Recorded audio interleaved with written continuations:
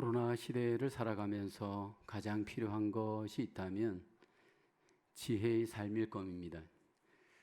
이 지혜로운 사람은 지혜로운 선택을 할 수가 있습니다. 요즘 뉴스를 들어보면 많은 사람들이 코로나 시대를 살면서 가장 힘든 것이 마음입니다. 마음을 지키지 못하고 그 마음이 먼저 힘들어지게 되면서 그 마음으로 미련한 선택을 하시는 분들이 의외로 많습니다.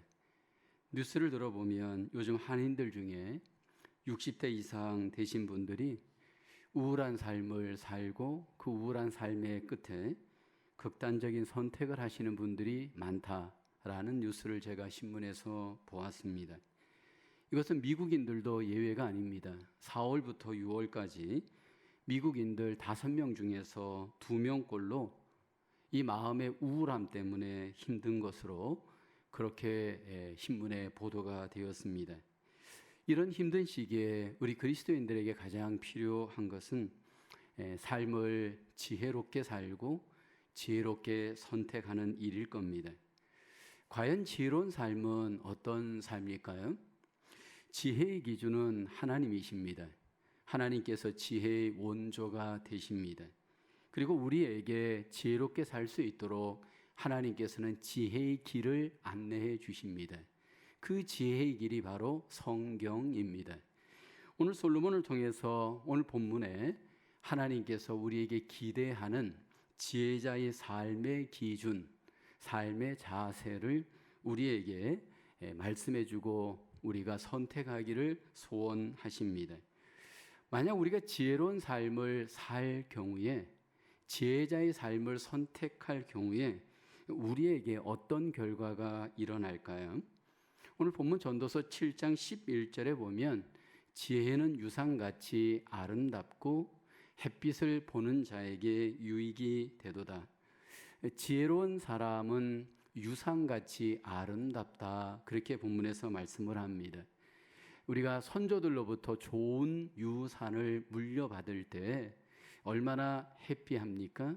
예를 들어서 도자기든 병풍이든 그 밖에 좋은 것들이 유산으로 물려줄 때 그 유산은 우리의 삶을 풍족하게 합니다.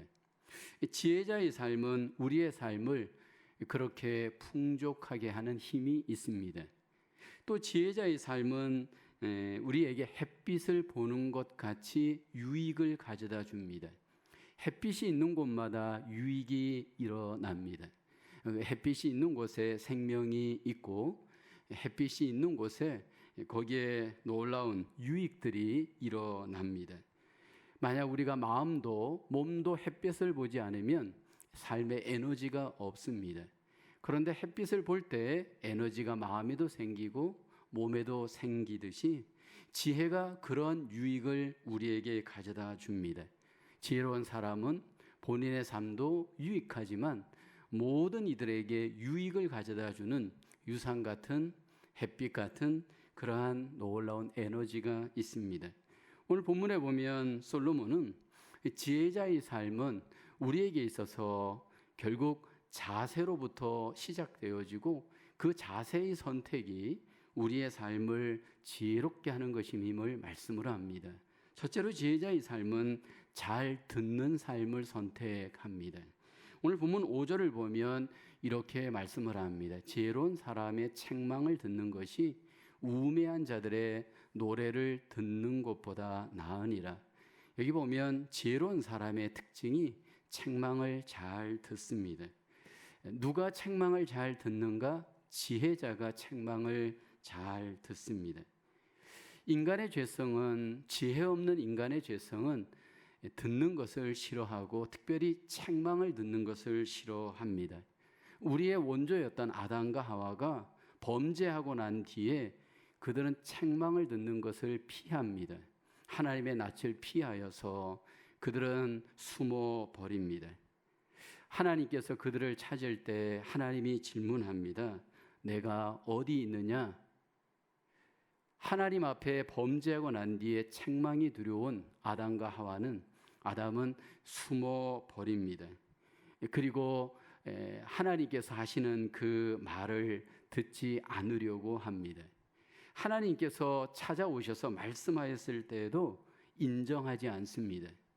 하나님 앞에 범죄하고 난 뒤에도 그 하나님의 책망 앞에도 분명한 물증이 있어도 우리의 이 죄성은 인정하지 않으려고 합니다. 그리고 끝까지 탓을 합니다. 그것은 내가 잘못한 것이 아니고 누구 때문입니다. 그렇게 탓을 하면서 그 모든 책망을 피하려고 하는 그 본성이 우리 안에 있습니다. 그런데 반대로 우리가 하나님의 은혜를 받게 되어지면 하나님의 은혜를 받은 사람의 가장 큰 특징이 있습니다. 그 은혜를 받은 사람들은 하나님의 음성을 먼저 듣습니다. 그리고 남의 말을 잘 들을 수 있는 마음이 열리게 되어집니다. 왜냐하면 이 은혜 받은 사람들의 가장 큰 특징은 마음이 오픈 마인드가 되어져 있고 마음이 부드러운 마음으로 준비되어져 있습니다. 그 마음이 오픈되어져 있고 부드러운 마음이 되어져 있으면 결국 여러분 내가 들으려고 하는 것이 아니라 들려지게 되어져 있습니다. 여러분 우리의 마음이 은혜가 임하고 우리의 마음 속에 부드러운 마음이 있게 되어지면 먼저 하나님의 음성을 잘 듣고 하나님의 사람들의 말을 잘 듣습니다. 왜냐하면 내가 부족함을 알고 내가 문제가 있는 것을 내 안에서 알기 때문입니다. 물론 우리가 이렇게 누군가를 책망할 때 책망을 우리가 잘 듣는 것도 필요하지만 책망하는 것도 굉장히 조심스러운 부분입니다. 왜냐하면 우리도 책망받을 일을 할 수 있기 때문입니다. 갈라디아서 6장 1절에 보면 형제들아 사람이 만일 무슨 범죄한 일이 드러나거든 신령한 너희는 온유한 심령으로 그러한 자를 바로잡고 너 자신을 살펴보아 너도 시험을 받을까 두려워하라. 이렇게 온유한 심령으로 책망을 여러분 우리가 해야 할 것을 성경은 말씀을 하고 있습니다. 그럼에도 불구하고 우리가 온유한 심령으로 누군가를 권고하고 책망하였을지라도 이 잘 듣는다라는 것은 정말 웬만한 은혜가 없이는 정말 우리에게 웬만한 하나님이 주시는 마음이 없이는 그 권명과 그 공고를 잘 듣지를 못합니다. 그래서 우리는 어떠한 문제가 있고 책망한 사람이 있을 때 우리는 어떻게 말을 합니까? 에둘러서 말을 합니다. 직진해서 직선적으로 말을 못하고 자꾸 돌려서 말을 할 수밖에 없습니다. 왜냐하면 그렇게 잘못 얘기했다가 오히려 더 상처를 받을까 봐 우리가 조심해서 그렇게 말을 하곤 합니다. 특별히 우리가 나이가 들어가면서 신앙생활을 더해가면서 남의 이야기를 잘 듣는 일, 남의 권고를 잘 듣는 일은 정말 힘듭니다. 나이가 이미 50이 넘어가면 이제 어느 정도 경험도 했고 지식도 있고 나름대로 리더의 자리에 다 서 있습니다. 가정에서도 일터에서도 교회에서도 어느 정도 리더가 되어 있다 보니까 이제는 남의 이야기를 잘 듣지 않고 싶어 합니다. 특별히 나에 대해서 누군가가 나쁜 이야기를 하거나 책망을 할 때는 더욱 그렇습니다. 그래서 옛날에 제자 훈련을 할 때 이 옥하는 목사님이 그런 기준을 정했습니다. 55세 이상 되어지는 목사님들에게는 제자 훈련 강습회에 참여하지 못하게 했습니다.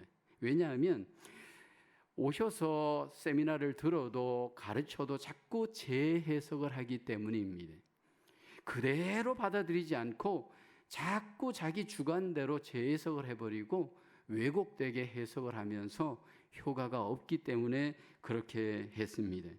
그런 측면에서 이 나이가 들어가면서 우리가 남에게 누군가에게 어떤 점을 권고를 받는다라는 것은 웬만한 여러분 겸손함이 없이는 쉽지가 않습니다. 그리고 나이가 들어가다 보면 자꾸 우리가 말이 많아집니다. 자꾸 이 말이 많아지면서 자꾸 내가 가르치려고 합니다. 그래서 이런 말을 합니다. 나이가 들어가면 입은 닫고 호주머니는 열라. 반대로 입은 열고 호주머니는 닫는 분들이 얼마나 많이 있는지 모릅니다. 어른의 입장에서 나는 가르치려고 하지만 또 받는 입장에서는 여러분 그것이 굉장히 기분이 상할 때가 많습니다. 그래서 요즘 한국에서는 나이가 들고 자꾸 쓸데없이 가르치려고 하는 분들을 꼰대라고 지칭을 합니다. 여러분 나이가 들면 얼굴에도 주름이 들어가지만 마음에도 주름이 늘어갑니다. 이 마음에 주름이 늘어가면서 여러분 우리 속에 알게 모르게 이제는 자꾸만 내가 어른의 행세만 하려고 하지 내가 배우려고 하는 자세는 갖지 않습니다. 그러면서 결국은 우리 속에 관계가 멀어지게 되어지고 상처를 더 주게 되어지고 문제가 더 문제가 되어지는 예들이 가정에 얼마나 많고 교회에 얼마나 많이 있습니까? 어떻게 하면 우리는 남의 말을 잘 듣고 책망을 잘 듣고 적용할 수 있을까요? 여러분 그것은 간단합니다. 물은 높은 곳에서 낮은 곳으로 흐릅니다. 여러분 절대로 물은 낮은 곳에서 높은 곳으로 흘러갈 수 없습니다. 대화도 그렇습니다. 우리의 대화가 잘 되기 위해서는 절대적으로 필요한 것이 마음을 낮추어야 합니다. 마음이 높은 곳에는 여러분 물이 높은 곳에 흘러갈 수 없듯이 마음이 높은 곳에는 말도 흘러갈 수가 없습니다. 그래서 우리의 마음이 낮아지지 않고는 절대로 우리가 교제하기 어렵고 교류하기가 어렵고 소통하기가 어렵습니다. 제가 이제 금요일 날 하는 우리 영적 치유 시간에 우리의 마음을 어떤 에너지를 갖고 있는지 이 그래프를 조사하는 시간이 있습니다. 마음의 엑스레이를 찍는 겁니다. 그 마음의 엑스레이를 찍다 보면 어떤 분들은 한없이 어떤 부분에 있어서 이 마음들이 왜곡되게 발달되어진 분들이 있습니다. 근데 그것이 자기에게는 편합니다. 근데 남에게는 불편할 수 있습니다. 말을 줄이고 남의 이야기를 잘 듣는 이가 지혜자입니다. 특별히 이 세대 가운데 우리가 다시 한번 나의 마음을 하나님 앞에 겸손하게 내려놓고 귀를 열고 마음을 열고 남의 이야기를 잘 들을 때 그 사람이 바로 겸손한 사람이요, 그 사람이 바로 지혜자의 모습인 줄로 믿습니다. 두 번째로 지혜자는 마무리를 잘하는 삶을 선택합니다. 오늘 본문 8절에 보면 일의 끝이 시작보다 낫고 참는 마음이 교만한 마음보다 나으니라고 합니다. 지혜자의 특징은 마무리를 잘하는 사람입니다. 미련한 사람의 특징은 마무리를 잘 못합니다. 여러분 마무리를 잘하는 지혜자의 이유가 있습니다. 여러분 그 마무리를 잘하는 이유는 그 마음이 인내하는 마음이기 때문입니다. 인내가 없는 사람은 마무리를 잘 못합니다. 성경의 솔로몬은 지혜자로 삶을 시작했지만 그는 마무리가 좋지 못하였습니다. 그의 아버지 다윗도 마찬가지입니다. 시작은 굉장히 잘 시작을 했습니다. 그런데 끝으로 갈수록 그 인생의 마무리가 하나님 앞에 잘 감당하지 못했습니다. 인생의 전반전 참 중요합니다. 더 중요한 것은 인생의 후반전입니다. 상당한 경우에 인생은 역전되어지기도 합니다. 우리가 마무리를 잘 한다면 전반전의 인생을 좀 못 살아도 실패하였더라도 후반전에 만약 인생을 마무리 잘 한다면 그 인생은 잘 마무리할 수 있을 겁니다. 근데 미련한 사람들은 인생의 전반전은 기가 막히게 잘 사는데 후반전에 가서 인생의 죽을 쓰시는 분들이 의외로 많습니다. 왜요? 마무리를 잘 못하기 때문입니다. 왜 마무리를 못하는가 하면 바로 인내가 부족하기 때문입니다. 인생의 전반전도 인내가 필요하지만 인생의 후반전으로 갈수록 더 인내가 필요합니다. 왜냐하면 인생의 전반전에는 기쁜 일들이 많이 경험되어집니다. 자녀를 출산하고 키우고 학교를 보내고 그 안에서 겪는 이런저런 아름다움들이 많습니다. 그러나 이제 후반전으로 갈수록 병도 봐야 되고 죽음도 경험해야 되고 이별도 경험해야 되고 많은 것들이 우리에게 좋지 않은 일들이 일어납니다. 그때 우리에게 필요한 것이 뭐냐 하면 바로 인내입니다. 그러면서 인생을 마무리해야 합니다. 여러분, 많은 경우에 인내에 실패하는 분들을 우리는 삶에서 봅니다. 왜 사람들이 인내해야 하는 것은 알지만 인내에 실패하는가 하면 내가 왜 인내해야 하는가? 내 안에 인내에 대해서 스스로 가치를 깨닫지 못하기 때문입니다. 그래서 급한 마음으로 내가 하고 싶은 말을 다 해버립니다. 인내하지 못하는 사람들의 가장 주된 특징이 뭐냐 하면 급한 마음으로 급한 말을 다 해버립니다. 그로 인해서 결국 그 삶에 있어서 얻었던 것들을 그 말 한마디에 다 잃어버립니다. 9절의 말을 하죠. 급한 마음으로 노를 바라지 말라.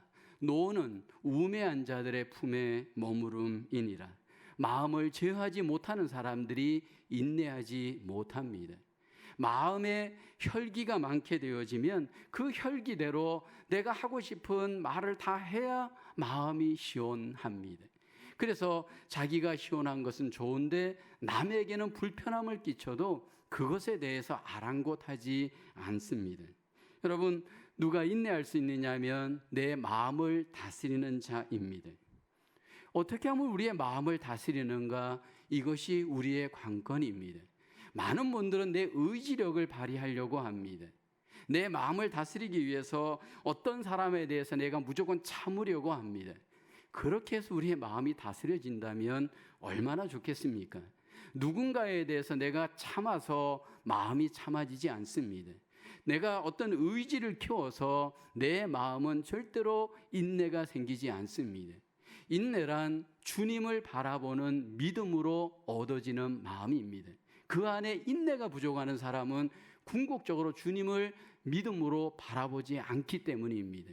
주님을 믿음으로 바라볼 때 내 안에 주님이 주시는 믿음으로 우리는 인내하게 되어지는 줄로 믿습니다. 성경에서 인내를 가장 잘하였던, 그래서 마무리를 가장 잘하였던 한 사람을 꼽으라고 한다면 구약의 노아입니다. 여러분, 120년 동안이나 그는 기다렸습니다. 인내했습니다. 그리고 마침내 방주를 완성했고 하나님의 구원의 도구로 사용되었습니다. 1년을 기다리는 것도 힘듭니다. 아니, 여러분, 몇 달을 기다리는 것도 쉽지가 않습니다. 120년을 그는 기다렸습니다. 그리고 마무리를 했습니다. 하나님이 명령하신 그 방주를 마무리했습니다. 여러분, 그 일을 인내하면서 마무리하기까지 얼마나 많은 말을 들었겠습니까? 얼마나 많은 불평을 들었겠습니까? 가족들에게, 이웃들에게, 아는 사람들에게. 여러분, 가정해 보십시오. 얼마나 많은 여러분 불평과 또 평가를 받으면서 이 마음이 흔들릴 수 있습니까? 그런데도 불구하고 그가 인내할 수 있었던 비결이 뭘까요? 그 사람들을 바라보고 참은 것이 아닙니다. 그 사람들을 보고 의지를 키운 것이 아닙니다. 오직 하나님을 바라보면서 믿음으로, 하나님 안에서 믿음으로 인내할 수 있었습니다.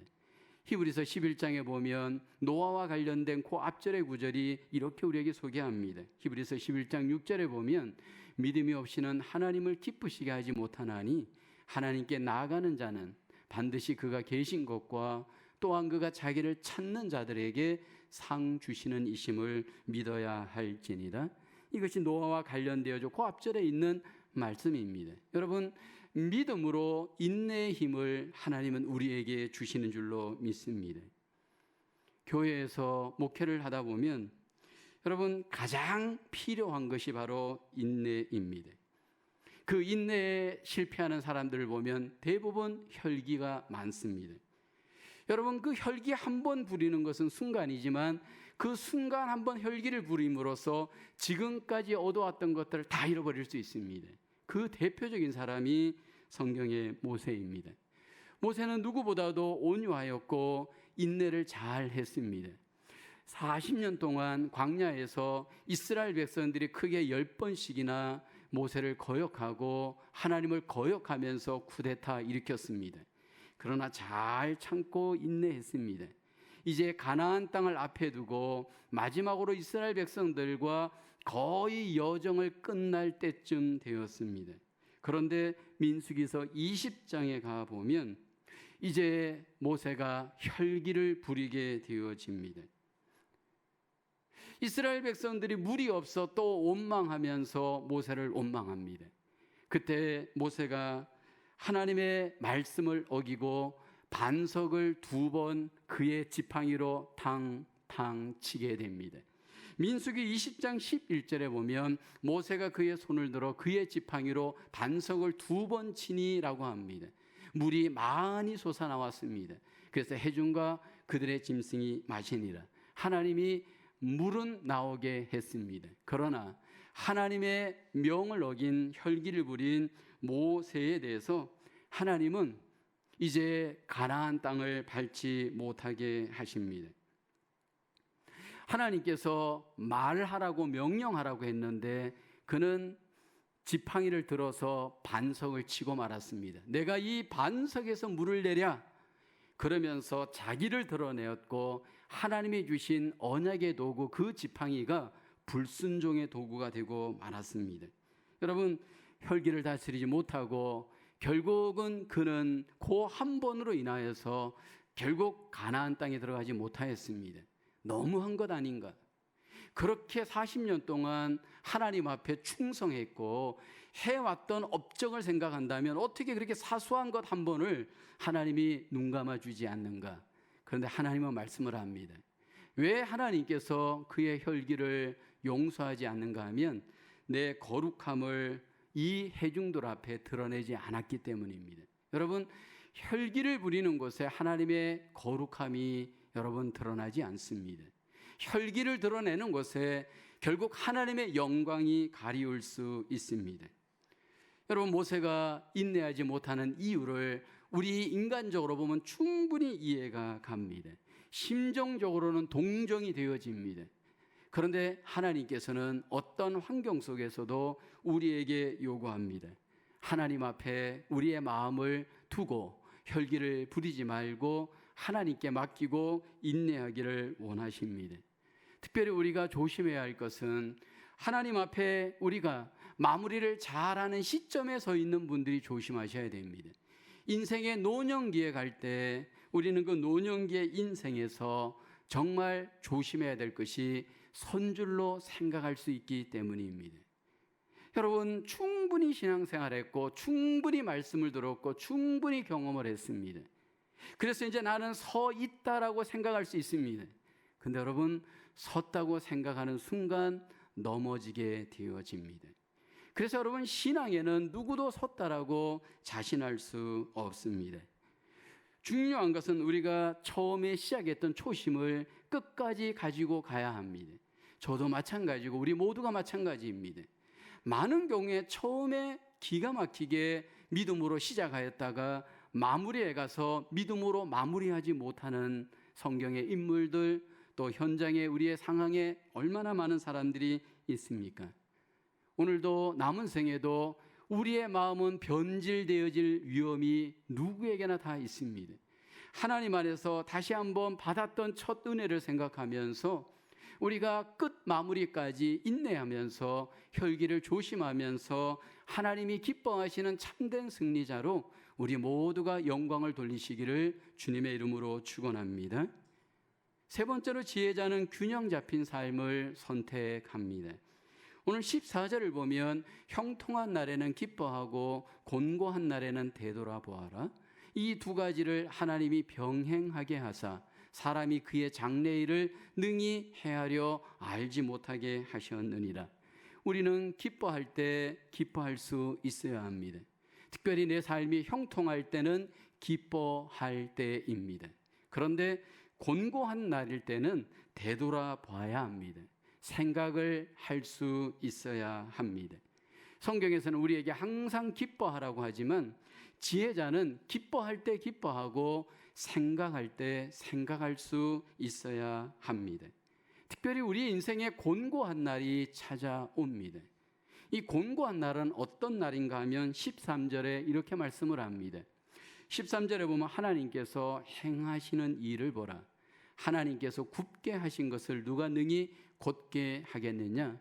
우리의 곤고한 날은 하나님이 굽게 하신 날입니다. 하나님이 굽게 하신 것을 사람이 곧게 할 수 없습니다. 하나님이 굽었기 때문에 사람이 그것을 펼 수가 없습니다. 주권자 하나님이 하시는 일을 인간이 어떻게 해결할 수 없습니다. 인생을 살다 보면 굽게 되어진 일들을 반드시 만납니다. 가정에도 굽은 일이 생깁니다. 직장에도 굽은 일이 생깁니다. 또 사랑 관계에도 굽은 일이 생깁니다. 모든 삶에 이 굽은 일은 반드시 생깁니다. 요즘 전 세계가 코로나 바이러스로 세계가 굽어져 있습니다. 우리가 살고 있는 이 미국도 3월부터 지금까지 코로나로 인해서 모든 인생이, 모든 삶이 굽어버렸습니다. 모든 사람들에게 이 굽은 일이 지금 벌어지고 있습니다. 그러면서 사람들은 질문합니다. 왜 이런 일이 일어났을까? Why를 찾고 있습니다. 근데 여러분, 답이 없습니다. 누구 하나 시원하게 왜 이런 일이 일어났는지 여러분 답을 할 수 없습니다. 근데 성경에서는 이런 일이 일어날 때 왜라고 묻기 이전에 어떻게 살지에 대해서 우리에게 선택할 것을 말씀을 합니다. 오늘 본문이 바로 그것입니다. 이해할 수 없는 일, 왜에 대해서 그 이유를 찾을 수 없는 굽은 일이 나타났을 때 자꾸 원인을 찾아 추적하기보다 무엇보다 중요한 것은 지금 지혜롭게 그 굽은 일을 대처해가는 지혜자의 삶이 우리에게 필요합니다. 이렇게 굽어진 일 속에서, 상황 속에서 하나님이 우리에게 원하시는 지혜자의 삶은 되돌아보는 겁니다. 되돌아보라는 이 의미는 뭐냐면 생각하라는 것입니다. 생각의 시간을 가지라는 겁니다. 형통한 날에는 마음이 기뻐하는 시간으로 그 시간을 보내는 것이었다면 이제 굽은 날이 올 때는 하나님 앞에 인생의 곤고하고 굽은 날에 대해서 생각하는 시간을 하나님은 갖기를 원합니다. 여러분, 코로나 바이러스를 만나서 우리가 이 굽은 시간을 보낼 때 과연 우리가 무엇을 생각해야 할까요? 이 굽은 날 하나님께서 우리에게 원하는 지혜자의 바른 생각이 무엇일까요? 오늘 보면 14절 하반절에 보면 이것을 생각해야 됩니다. 사람이 그의 장래일을 능히 헤아려 알지 못하게 하셨느니라. 우리의 인생의 미래를 결코 알 수 없다라는 것을 우리가 인정하고 생각할 수 있어야 합니다. 우리는 2020년 멋진 계획을 2019년 12월까지 세웠습니다. 우리 교회도 2020년에 월별로, 주별로, 날별로 계획을 세웠습니다. 그러나 그 모든 세운 계획들이 이 굽은 날 아무 의미가 없게 되어져 버렸습니다. 거의 취소가 되었고 거의 모든 것들이 여러분 아무것도 하지 못하는 상황이 되었습니다. 우리 교회만 그런 것이 아니고 나라도 그렇고 가정도 그렇고 상당한 경우에 여러분의 일터도 그렇습니다. 여러분, 우리 인생이 우리의 계획대로 되어지지 않습니다. 특별히 우리가 코로나 바이러스만의 문제는 아닙니다. 우리 인생 속에 올해 일어나고 있는 많은 일들을 우리가 지금 겪고 있는데 잘 한번 주목해 보십시오. 미국의 지금 서부에서는 산불이 일어나고 있습니다. 산불이 여러분 이게 계속 일어나면서 타는 그 비율이, 그 태운 비율이 그 한국의 약 한 그 나라의 퍼센테이지의 20%를 태웠다라고 합니다. 33명이 죽고 50만 명이 이재민이 생겼습니다. 멋진 앞날을 계획하고 인생의 행복을 계획하면서 내일을 꿈꾸면서 살고 있었지만 졸지에 찾아온 이 굽은 날이 모든 것들을 수포로 만들었습니다. 뭐 우리나라에 태풍이 오므로 인해서 1년 동안 지었던 농사 다 수포가 되어지고 한 뭐 가정과 마을들이 쑥대밭이 된 뉴스를 여러분 보았을 겁니다. 하나님은 우리에게 형통한 날도 주지만 굽은 날도 주십니다. 이 굽은 날 하나님이 우리에게 원하시는 생각이 있습니다. 우리의 장래가 우리의 뜻대로 계획대로 안 된다라는 겁니다. 모든 주권자 하나님에게 모든 날의 주권이 달려져 있습니다. 그래서 우리가 이런 이 굽은 날 하나님의 그 주권에 대해서 우리가 다시 한번 깊게 묵상하기를 원합니다. 그리고 인정하기를 원합니다. 근데 여기서 우리가 갖지 말아야 될 생각도 여러분 우리가 주목해야 됩니다. 이런 굽은 날이 올 때 굽은 생각을 하시는 분들이 있습니다. 부정적인 생각을 하시는 분들이 있습니다. 여러분, 이 굽은 날 우리 기준에 부정적인 생각을 하게 되어지면 서두에서 말씀한 것처럼 인생을 종치게 되어집니다. 왜 부정적인 생각을 하게 되어질까요? 인생의 굽은 날이 올 때 굽은 부정적인 생각을 하시는 분들이 있습니다. 여러분, 그 굽은 생각을 하는 것은 하나님의 뜻이 아니고 자기 기준에서 생각을 하기 때문입니다. 저는 교회를 이렇게 경험을 하면서 특별히 이 굽은 일을 경험한 교회 부임을 하다 보면 이 굽은 교회에 많은 그 생각의 습관들이 있습니다. 이런 생각을 합니다. 아, 우리 교회는 안 돼. 뭐 이런 생각들. 그뿐만이 아닙니다. 인생의 파산을 여러 번 경험하고 여러 가지 실패를 경험했던 사람들은 그 안에 생각이 굽어져 있습니다. 이제 나는 안 돼. 우리 가정은 안 돼. 뭐 이런 어떤 여러분 부정적인 생각을 갖고 그 굽은 날을 여러분 해석하시려고 하는 분들이 있습니다. 그런데 우리가 기억해야 될 것이 있습니다.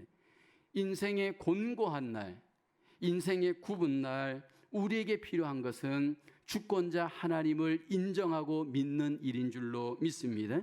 하나님의 주권을 인정하고 어떤 상황 속에서도 굽게 하시는 하나님이 펴게 하실 수 있다라는 것을 우리가 믿어야 할 줄로 믿습니다. 우리의 인생 속에 하나님은 우리를 굽게도 하시고 펴게도 하시고 낮추시기도 하시고 높이시기도 하시는 하나님이신 줄로 믿습니다. 많은 경우에 이런 굽은 날 사실 우리 자신을 하나님 앞에 돌아볼 수 있는 좋은 기회입니다. 상당한 경우에는 우리가 인생의 굽은 날이 오지 않고서는요, 내가 내 힘으로 잘나서 내 인생이 성공한 것처럼 우리는 생각합니다. 내 노력, 내 수고, 내 지혜, 내 경험, 내 실력으로 내가 집을 샀고 차를 샀고 인생을 이루었다라고 생각합니다. 물론 말은 하나님이 하셨습니다 하지만 안에서는 다 내가 한 겁니다. 그런데 이런 굽은 날이 올 때 진정으로 우리는 나를 내려놓고 하나님을 생각하고 바라볼 수 있는 영적인 기회가 되게 하는 줄로 믿습니다. 오늘도 남은 생에도 하나님께서 우리에게 원하는 것은 하나님의 지혜를 선택하고 그 지혜가 우리의 삶에 적용되기를 기뻐하십니다. 특별히 코로나 시대에 오늘도 우리가 다시 한번 본문 속에서 우리에게 함께 믿음으로 적용하기 원하는 것은 특별히 우리가 하나님 앞에 마무리가 아름다운 삶으로 균형 잡힌 삶으로 무엇보다도 하나님 앞에 영광을 돌리는 우리의 삶으로 우리 모두가 승리하시고 영광을 돌리시는 지혜자가 되어질 수 있기를 주님의 이름으로 축복합니다. 기도하겠습니다. 하나님 감사합니다. 우리에게 은혜 베풀어 주셔서 하나님의 그 놀라우신 지혜를 알게 하시고 믿게 하시고 적용하게 하심을 감사합니다. 날마다의 삶 속에서 비록 코로나로 어렵고 힘들지만 하나님의 말씀을 잘 듣게 하시고 하나님 우리의 인생 속에 인내로 잘 마무리하게 하시고 무엇보다도 하나님 앞에 우리가 깊이 하나님 우리가 생각하며 균형 잡힌 삶으로 영광을 돌리는 지혜자의 삶 살게 하여 주시옵소서. 이 한 주간도 이 세상 가운데 하나님이 주신 은혜와 믿음과 지혜로 승리하시는 복된 한 주간 되게 해 주시기를 소원합니다.